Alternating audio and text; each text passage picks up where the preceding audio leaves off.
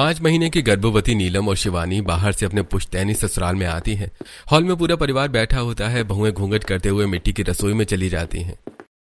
अरे बहुएं कहाँ गई थी? बहुओं ने घूंघट किया हुआ था या नहीं? जी अब मैं क्या बताऊं, मैं बहू से ही पूछ लेती हूँ। इतना कहकर शारदा रसोई घर में आती है। बहू, तुम लोग आने से पहले घर में झांक नहीं सकी थी क्या? माँ जी, हम दोनों बात करते हुए घर में चले आए, ध्यान ही नहीं दिया कि हॉल में सब बैठे हुए हैं। अच्छा, और इतनी देर कहाँ लगा दी तुम दोनों ने? बाहर सभी बहुत गुस्से में हैं। वो मम्मी जी, आपको तो पता ही है कि दीदी का खट्टा खाने का मन कर रहा था, तो हम पानी पूरी खाने बाजार में रुक गए थे। वहीं हमें गांव की एक बहू मिली और अपनी मॉड्यूलर रसोई दिखाने अपने घर लेकर चली गई थी। ठीक है, मैं बाहर संभालने की कोशिश करती हूँ, तुम लोग काम करो। इतना कहकर शारदा हॉल में आती है और घर वालों को शांत करवाती है। ऐसी रात हो जाती है। नीलम और शिवानी अपने अपने कमरे में अपने पति से डांट सुन रही होती हैं। नीलम, अब तुम्हारी इतनी हिम्मत हो गई, तुम घर में बिना किसी को बताए बाजार चली गई। कौन सिखा रहा है तुम्हें ये सब, बिना पूछे बाहर निकलना? माफ कर दीजिए जी, आगे से ऐसी भूल नहीं होगी। शिवानी, अगर भाभी को पानी पूरी खाने का मन था तो भैया समझते, माँ समझती, तुम क्यों चौधरी बनने चली गई? देखो, अगर मेरे साथ रहना है तो कायदे कानून में रहना पड़ेगा, वरना मायके भेज दूंगा। नहीं जी, आगे से ये गलती नहीं करूंगी, माफ कर दो मुझे। ऐसी कुछ दिन बीतते हैं। एक दिन गर्भवती नीलम चूल्हे के सामने बैठी पसीने से तरबतर भिंडी बना रही होती है। दीदी, ये कैसी भिंडी बना रही हैं आप? इसने तो पानी छोड़ दिया है। देवरानी जी, क्या बताऊं, इस पसीने और चूल्हे के सामने बैठने और इस हालत में भी काम करने से इतनी थकान हो जाती है कि दिमाग काम ही नहीं करता। मैंने आलू के साथ भिंडी भी धो दिया। दीदी, आज दादा ससुर जी का भिंडी खाने का मन है। अगर भिंडी अच्छी नहीं बनी तो बहुत डांट पड़ेगी। तभी शारदा रसोई में आती है। बहू, इतनी परेशान क्यों हो? माँ जी, 5वां महीना चल रहा है। घर में काम करते हुए काफी तकलीफ होती है। उसी तकलीफ में ध्यान नहीं दिया और भिंडी गीली हो गई। कोई बात नहीं बहू, इन भिंडियों को छोड़ो, घर में दूसरी भिंडी है, उसे बनाओ। माँ जी, पूरे ससुराल में एक आप ही हैं जो हमें समझती हैं। बाकी तो हमारे पति तक हमें डांटने के बहाने ढूंढते हैं। बहू और माँ का रिश्ता माँ बेटी से कम थोड़ी होता है। अब तुम लोग फटाफट काम करो, मैं भी तुम्हारी मदद करती हूँ, पर माँ जी ने मना किया है। इतना कहकर शारदा रसोई से बाहर निकल जाती है। नीलम गीली भिंडी फेंक कर दूसरी भिंडी काटने लगती है। तभी गंगा देवी किचन में आती है। बहुओं, अभी 1.25 मिनट पहले तुम लोग भिंडी काट कर चौका लगा चुकी हो, तो दोबारा भिंडी क्यों काट रही हो? वो चुप हो जाओ बहू, मुझे पता है तुमने भिंडी फेंक दी। क्या हुआ था? भिंडी गीली हो गई थी ना? हाँ दादी, वो क्या है ना, एक वक्त की भिंडी तुमने खराब कर दी। तुम्हें पता है तुम्हारे पति कितने मुश्किलों से पैसे कमाते हैं, बस पैसे बर्बाद करना आता है तुम लोगों को, ऊपर से चीजें छुपाती हो। इतना कहकर गंगा देवी रसोई घर से चली जाती है। इन्हें पता कैसे चल जाता है कि हमने क्या किया क्या नहीं किया? उस दिन देर हो गई थी, तब भी इन्होंने पकड़ लिया था कि हम कहीं गए थे। दीदी, ये बड़े बुजुर्ग तजुर्बेदार होते हैं। इन्होंने हमारी मिनटें गिन रखी हैं कि कितनी देर में हम क्या काम करते हैं। जरा सी देर होती है तो शक करने लगते हैं। ऐसे कुछ दिन बीतते हैं। एक दिन परिवार के पंडित दीनदयाल घर आते हैं। हाँ, सभी को राम राम। अरे राम राम पंडित जी, आइए विराजिए। दीनदयाल सोफे पर बैठते हैं और अपनी पोटली से श्रुति की तस्वीर निकालते हैं। जी मुझे एक अच्छे घर की सुंदर लड़की का रिश्ता मिला है। सोचा आपके छोटे बेटे उद्यम की बात चला दूं।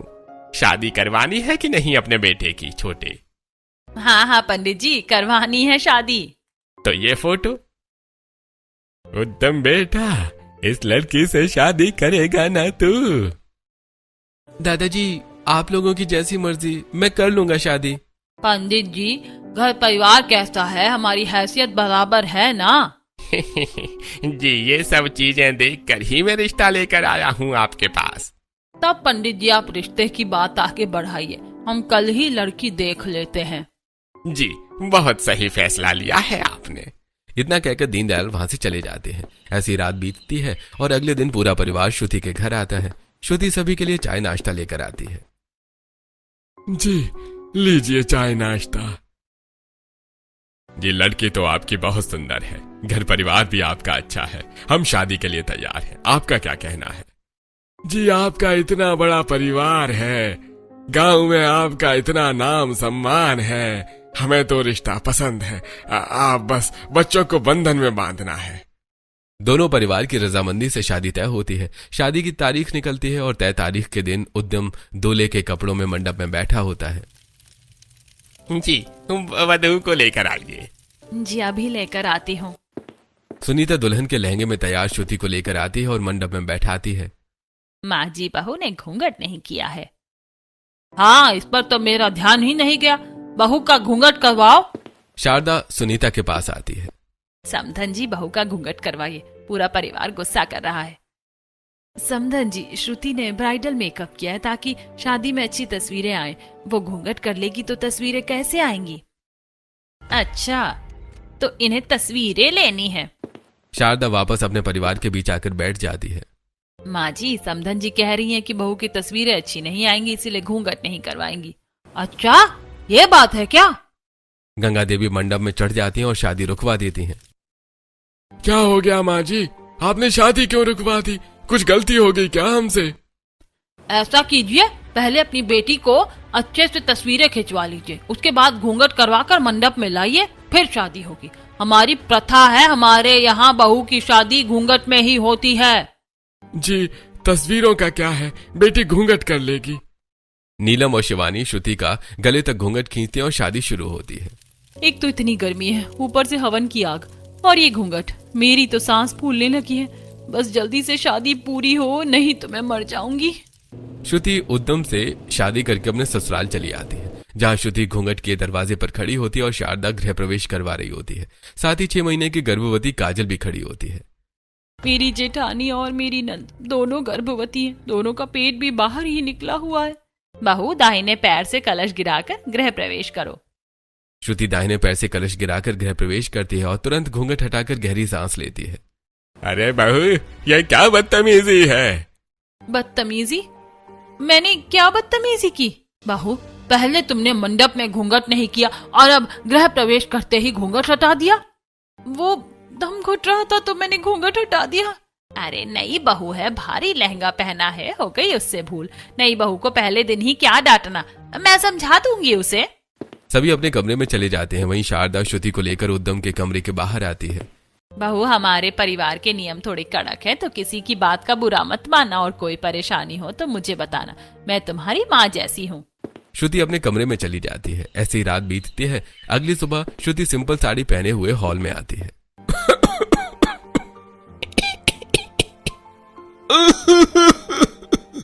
ये क्या, सभी को साथ में खांसी आने लगी? पानी कहाँ है? बहू तो सच में बेवकूफ है या नाटक कर रही है? क्या हुआ दादी सासू माँ? बहू, पहले तो घूंघट कर। यहाँ तेरे दादा ससुर, जेठ और ससुर बैठे हुए हैं और तूने घूंघट छोड़ सर पर पल्ला तक नहीं किया। बहू, घूंघट करो और रसोई में चल, आज तुम्हारी पहली रसोई करनी है। श्रुति गले तक घूंघट करती है और शारदा के साथ रसोई घर में चली जाती है और श्रुति घूंघट हटा देती है। बहू, तुझे पहली रसोई की रस्म पूरी करनी है, घूंघट में ही नहीं तो माँ जी गुस्सा करेंगी। मम्मी जी, हमारी रसोई में मिट्टी का चूल्हा है, ऊपर से इतनी गर्मी और आप घूंघट करके खाना बनाने के लिए कह रही हैं। मैं घूंघट में पहली रसोई नहीं कर सकती हूँ। अच्छा ठीक है बहू, तू पहली रसोई कर, पर जब बाहर आना तो घूंघट करके आना, बाकी मैं देख लेती हूँ। इतना कहकर शारदा रसोई घर से निकल जाती है और श्रुति अपनी जेठानियों के साथ अपनी अपनी पहली रसोई बनाने लगती है। वहीं दूसरी तरफ शारदा पूरे परिवार के साथ बैठी होती है। बहू बिना घूंघट के पहली रसोई बना रही है। क्यों, तूने बहू को बताया नहीं क्या कि घूंघट करके पहली रसोई बनानी है? बताया, पर बहू नए जमाने की है, कहती है कि चूल्हे पर घूंघट करके पहली रसोई नहीं बना सकती है। गंगा देवी रसोई घर में आती है। बहू, तूने घूंघट क्यों नहीं किया है? मैं इतनी तेज गर्मी में घूंघट करके खाना कैसे बना सकती हूँ? तेरी जेठानियाँ कैसे घूंघट में खाना बनाती हैं? घूंघट में पहली रसोई बनाना हमारे घर की प्रथा है, जो तुम्हें माननी पड़ेगी। मेरा मुंह क्या देख रही है? घूंघट करो। गंगा देवी की फटकार से श्रुति तुरंत गले तक घूंघट करती है।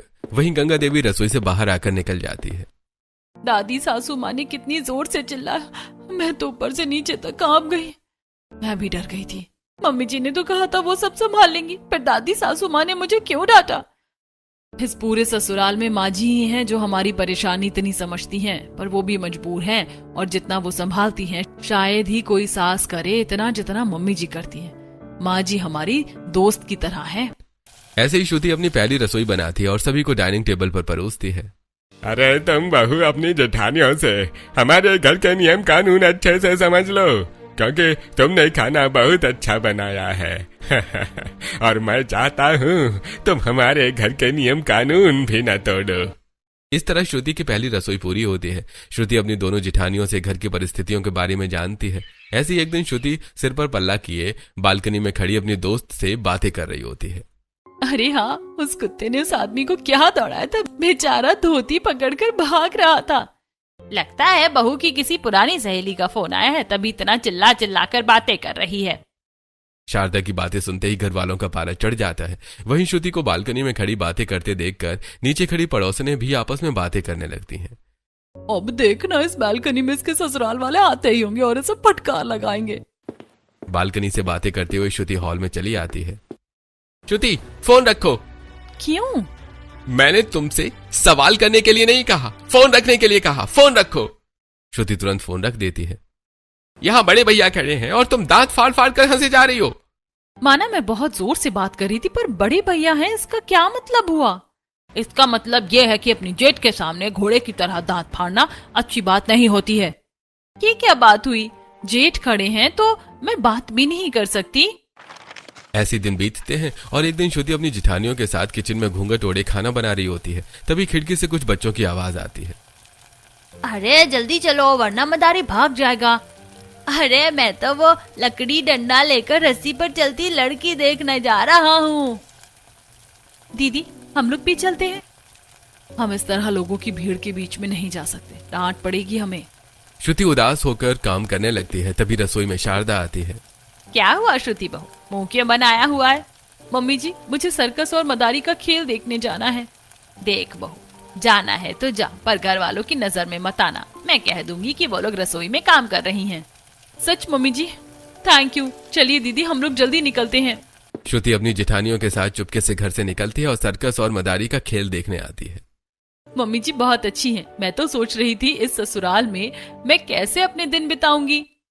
तीनों बहुएं बिना घूंघट किए सर्कस और मदारी का खेल देख रही होती हैं। तभी रामलाल अपनी तीनों बेटों के साथ वहां पहुंचता है। सभी बहुओं को घूरने लगते हैं। बहुएं तुरंत घूंघट करती हैं और घर पहुंचती हैं। पीछे पीछे रामलाल और तीनों बेटे भी घर आते हैं। श्रुति, तुम दोनों भाइयों को लेकर बिना घूंघट के सर्कस देखने क्यों गई थी? जी वो, मुझे सर्कस बहुत पसंद है इसलिए। तो सर्कस में ही शादी कर लेती। हमारे घर परिवार में क्यों शादी की? वहां बिना घूंघट के कितने सारे लोग तुम्हें देख रहे होंगे। हमारे घर की परिवार की बेइज्जती करवानी है तुम्हें। और नीलम, तुम गर्भवती हो, तुम्हें खट्टक आने का मन करता है, सर्कस देखने का भी मन भी करता है क्या? और शिवानी, वो तो नई आई है, तुम तो नई हो। तुम्हें अपनी देवरानी को सिखाना चाहिए था ना कि उसके साथ गलतियां करनी चाहिए। अच्छा अच्छा ठीक है, अब तुम लोग इतना मत डांटो। बहुएं घर आ गई ना, बस बात खत्म करो। बहुओं, तुम तीनों जाओ अपना अपना काम करो। तीनों बहुएं शारदा के साथ छत पर अचार और पापड़ सुखाने लगती हैं। मम्मी जी, ससुर जी और हमारे पतियों को कैसे पता चला कि हम सर्कस देखने गए हैं? बहू, पूरे गांव में तुम्हारे ससुर और पतियों का अच्छा नाम है। बिना घूंघट के तुम्हें किसी ने पहचान लिया होगा और इन्होंने बता दिया होगा। मेरे होते हुए मेरी बहुएं यहाँ वहां जाएं, ऐसा मैं होने नहीं दूंगी। बहुएं के जाते ही शारदा रामलाल को फोन करती है। ए जी, बहुएं अकेले सर्कस देखने गई है, मुझे बड़ा डर लग रहा है। अरे ये डरने की नहीं, शर्म की बात है। तुम रखो फोन, में देखता हूँ। आई थी बड़ा सर्कस देखने वाली, मैंने इन्हीं का सर्कस बना दिया, अब आएगा मजा। ऐसे कुछ दिन बीतते हैं और एक दिन घर की सफाई करते हुए शिवानी से फ्लावर वास टूट जाता है। हे भगवान, अब क्या करूं? शिवानी किसी को खुद पता चले उससे पहले ही तुम बता दो, थोड़ी कम ही डांट पड़ेगी। तभी शारदा वहां आती है। नहीं, क्यों बताना है दादी सासू माँ को? वो अभी शिवानी बहू को ताने देने लगेंगी। क्यों ताने देंगी? दीदी ने जानबूझकर नहीं तोड़ा, साफ सफाई करते हुए उनके हाथ से गिर गया। बहू, तुम्हारी बात ठीक है, पर किसी को कुछ मत बोलना। मैं इसी के जैसा दिखने वाला दूसरा फ्लावर वास लाकर यहाँ पर रख दूंगी।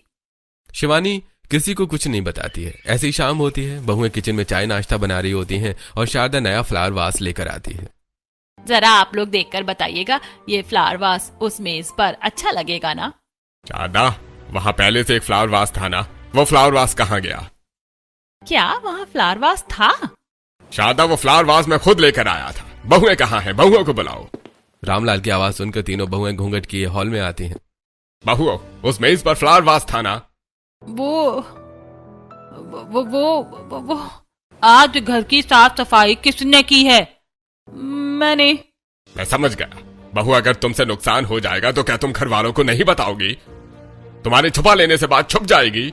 बहू, आज फ्लावर वास टूटा है, कल घर की कोई और चीज टूटेगी और तुम छुपा लोगी। इस गलती की तुम्हें सजा मिलेगी। कल पूरा घर और स्टोर रूम तुम अकेले साफ करोगी और बहुएं तुम में से कोई इसकी मदद नहीं करेगा, समझी?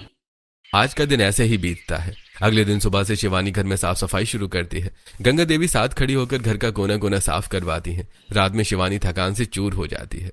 मम्मी जी ने इतनी कोशिश की मुझे बचाने की, बेचारी दूसरा फ्लावर वास भी लेकर आई पर ससुर जी ने पकड़ ही लिया। ऐसे कुछ दिन बीतते हैं और एक दिन तीनों बहुएं नदी किनारे पानी भरने आई होती हैं।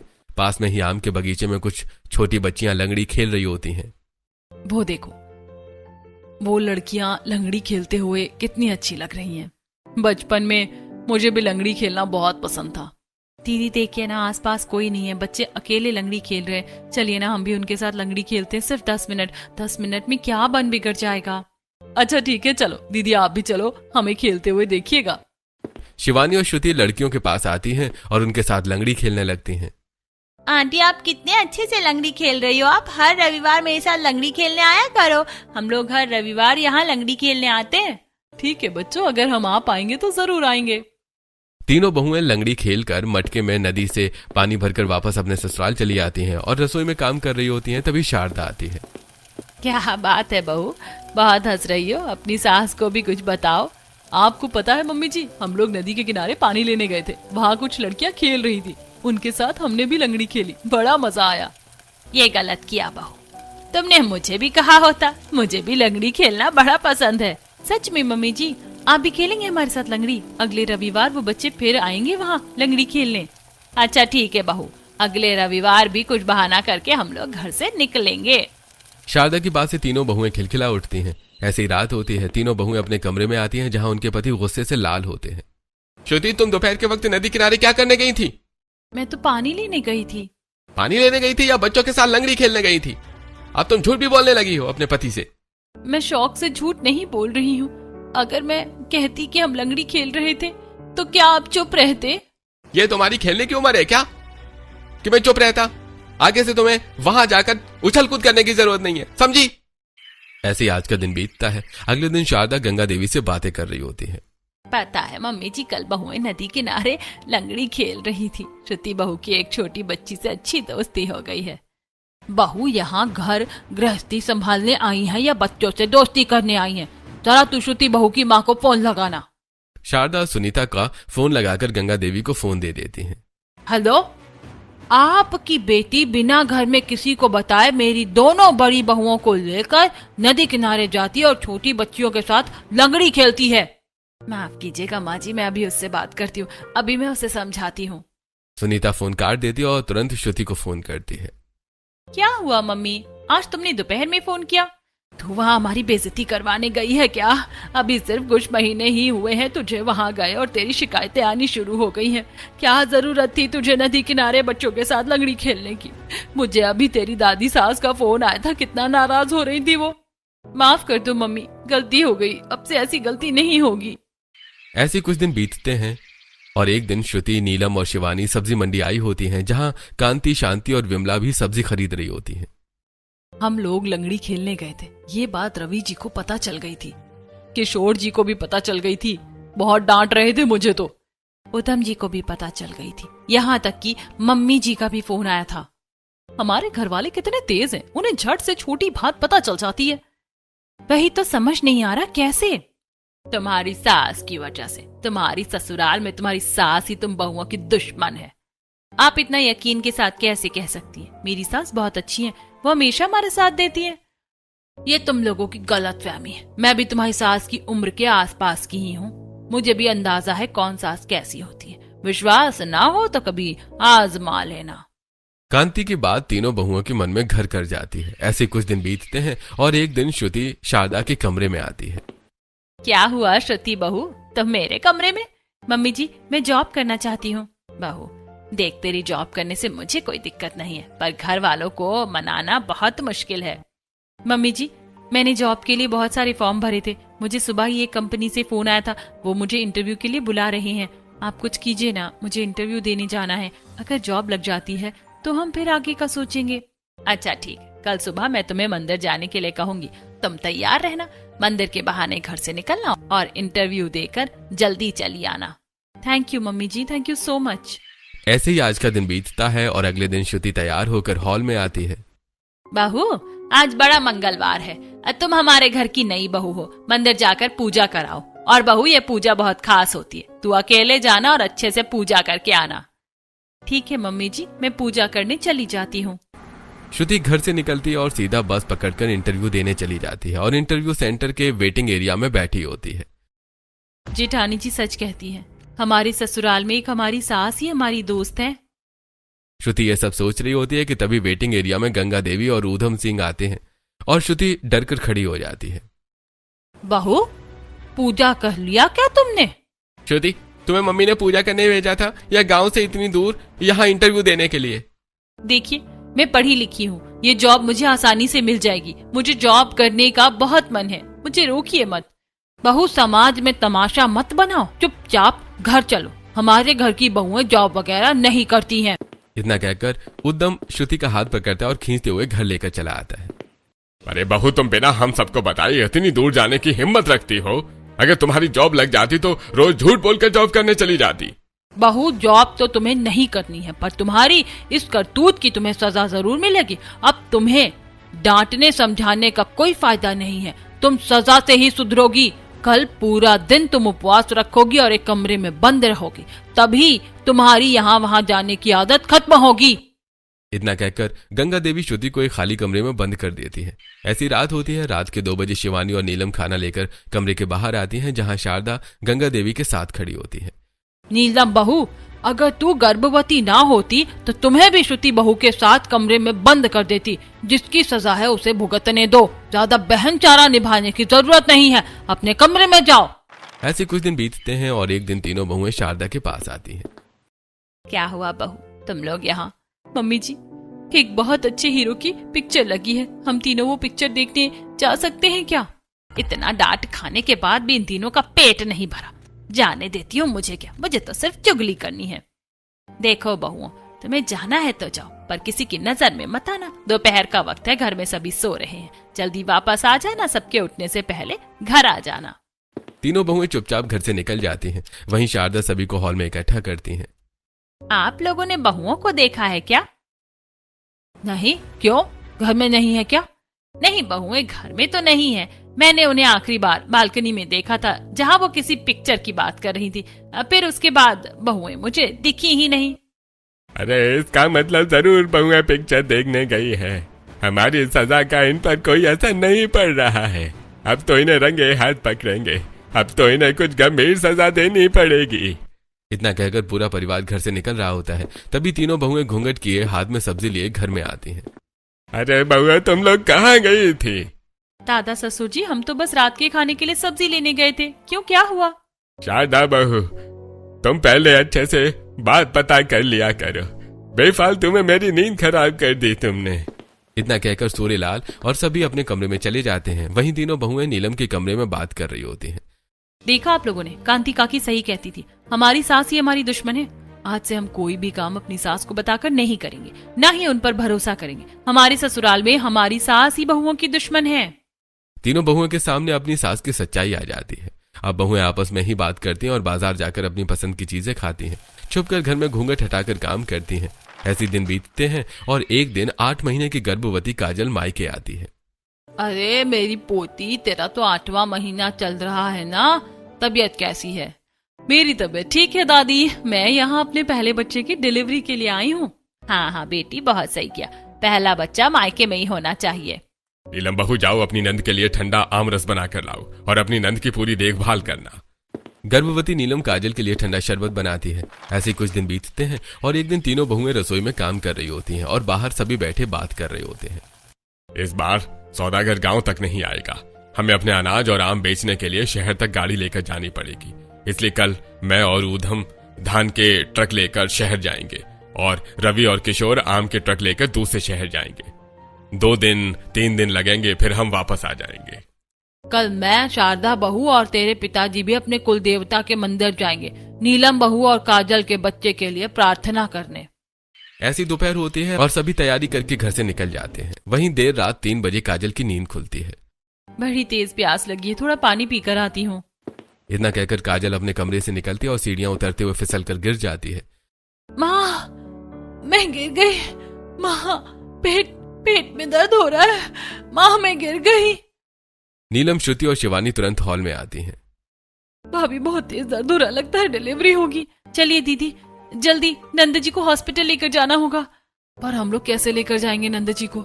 किसी को बुलाते हैं। किसे बुलाएंगे दीदी? घर में कोई नहीं है, सिर्फ हम ही हैं। मुझे गाड़ी चलानी आती है, हम अपनी गाड़ी निकाल कर चलते हैं।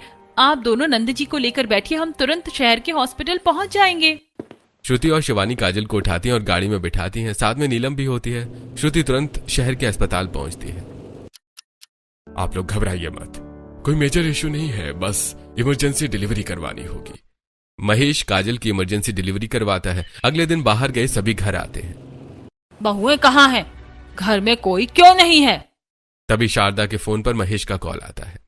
जी, डॉक्टर महेश बोल रहा हूँ। मैंने आपकी बहू की डिलीवरी करवाई है, आप हॉस्पिटल आकर उन्हें ले जाइए। शहर से डॉक्टर महेश का फोन है, कह रहे हैं उन्होंने बहू की डिलीवरी करवाई है। हे भगवान, बहुएं घर की इज्जत नीलाम करने पर उतर आई हैं। उन्होंने मेल डॉक्टर से डिलीवरी करवाई है। मुझे तो सोचकर ही शर्म आ रही है। बहू को अब मैं सबक सिखाती हूँ। पूरा परिवार हॉस्पिटल पहुंचता है, जहां श्रुति और शिवानी खड़ी होती हैं। बहुओं, नीलम बहू से कह दो कि घर आने की जरूरत नहीं है, अपने मायके चली जाए। पर ऐसा क्यों? क्योंकि नीलम बहू ने हमारे घर की मान प्रतिष्ठा खराब की है। उसकी हिम्मत कैसे हुई किसी मेल डॉक्टर से डिलीवरी करवाने की? आज से वो हमारे घर की बहू नहीं है। इतना कहकर गंगा देवी श्रुति और शिवानी के साथ घर वापस चली आती है। मेरी काजल कहाँ है? वो नहीं दिख रही है। वो तो अस्पताल में है। क्यों? अस्पताल में क्यों है मेरी बेटी? उनकी भी डिलीवरी डॉक्टर महेश ने ही की है, इसीलिए हम उन्हें घर नहीं लेकर आए। आप उन्हें फोन करके बता दीजिए कि वो अब कहाँ जाएंगी। बहू, तुम्हारा दिमाग खराब है क्या? मेरी बेटी मेरे घर आएगी और कहाँ जाएगी? ऐसा कैसे हो सकता है? नंद जी भी तो इस घर की बेटी है, उन्होंने भी डॉक्टर महेश से डिलीवरी करवाई है। उन्होंने भी तो घर की मान प्रतिष्ठा भंग की है, उन्हें भी सजा मिलनी चाहिए। बहू, क्या बकवास किए जा रही हो? तभी काजल अपना बच्चा लिए गर्भवती नीलम के साथ घर में आती है। नीलम बहू, तुम्हारी डिलीवरी नहीं हुई और काजल बेटी ये बच्चा मेरा है। भाभी की डिलीवरी नहीं, मेरी डिलीवरी हुई है। मैं यहाँ ये पूछने आई हूँ, मैं यहाँ रहूँ या इस बच्चे को अनाथालय में देकर पहाड़ से कूद जाऊं? बेटी, ये क्या कह रही है तू? और तुम लोगों ने हमसे झूठ क्यों बोला? मुझे तो पता ही नहीं था कि आप लोग बहू और बेटी में इतना भेदभाव करते हैं। भाभी ने अगर डॉक्टर महेश से डिलीवरी करवाई तो मायके जाती, और मैंने डॉक्टर महेश से डिलीवरी कराई तो आप लोग मुझे अपना रहे हैं। गलती इसमें आप लोगों की नहीं है, हमारी सास ही हमारी दुश्मन है। मुझे अच्छे से पता है, मम्मी जी ने ही आप लोगों को भड़काया होगा, है कि नहीं? हाँ, शारदा ने ही हमें डॉक्टर महेश के बारे में बताया था। सिर्फ डॉक्टर महेश के बारे में नहीं, आज तक हमारी जितनी भी गलतियां आप लोगों को पता चली हैं, वो सभी हमारी सास ने हमसे करवाई हैं और आपको दिखाकर भड़काई हैं। हमारी सास ही हमारी दुश्मन है। शारदा बहू, क्या ये सब सच है? तुम जानबूझकर बहुओं को अपनी बातों में फुसलाती थी, फिर उनकी चुगलियां करती थी। माफ कर दीजिए माँ जी, मैं तो बस अपनी सास का पद बनाए रखने के लिए सब करती थी। शारदा, तुम्हारी वजह से बहुओं ने हमें कितना गलत समझा, अपने पतियों को कितना गलत समझा। तुम इतनी नीच हरकत करोगी मुझे अंदाजा नहीं था। बहू, हमें माफ कर दो। आज से ससुराल में तुम्हारे साथ कोई भेदभाव नहीं होगा और अब से तुम इस घर में तुम्हारी सास की बात भी कोई नहीं सुनेगा।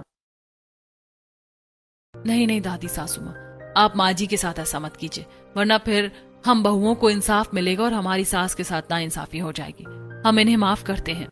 अरे बहू, सिर्फ तुम्हारे कहने पर हम शारदा बहू को माफ करते हैं। धन्यवाद बहुओं, मैंने तुम्हारे साथ इतना बुरा किया और फिर भी तुम लोगों ने मेरा साथ दिया। पर काजल तुम लोगों के साथ कब शामिल हो गई? माँ, मेरी डिलीवरी के बाद। हॉस्पिटल में काजल अपने बच्चे के साथ खेल रही होती है, वहीं तीनों बहुएं आपस में बात कर रही होती हैं। मुझे बहुत डर लग रहा है, हमने नंद जी की एक मेल डॉक्टर से डिलीवरी करवा दी है। घर वालों की दिक्कत नहीं है, बस माँ जी घर में आग ना लगाएं। माँ, जब मुझे पता चला कि तुम ऐसा करती हो तब मैंने भाभीयों के साथ ये प्लान किया। आज मैं कसम खाती हूँ अपनी बहुओं को पूरी आजादी दूंगी। सभी शारदा को माफ कर देते हैं। कुछ दिनों बाद डॉक्टर महेश के हाथों नीलम की डिलीवरी होती है और अब पूरा परिवार हंसी खुशी रहने लगता है।